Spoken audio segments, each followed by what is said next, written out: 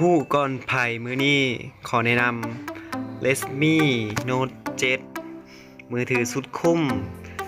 ที่ว่าจะเปิดตัวในไว้นี้สำหรับมือถือรุ่นนี้ก็ให้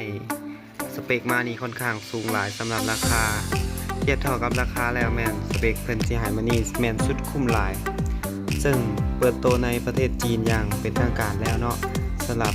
Xiaomi หรือว่า Redmi Note 7ได้ว่าเป็นมือถือที่ว่าสุดคุ้มกันเลยทีเดียวสำหรับใครที่บ่มักเล่นเกมหรือเอาใจคนที่มักเล่นเกมโดยเฉพาะแล้วก็เบิ่งหนังฟังเพลง YouTube เพราะว่าเพิ่นให้แบตเตอรี่แล้วก็สเปคมาให้คุ้มค่าหลายอันนี้สำหรับมือถือ Redmi Note 7 นี่แม่นราคาที่ว่าเอาใจใครหลายๆคนซะว่าแรม3 ROM 32แม่นอยู่ที่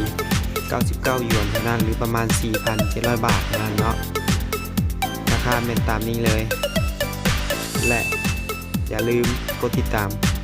กด Subscribe ทางด้านล่างปุ่มสีแดงและกดกระดิ่งไว้เนาะสำหรับมื้อนี้ขอบใจ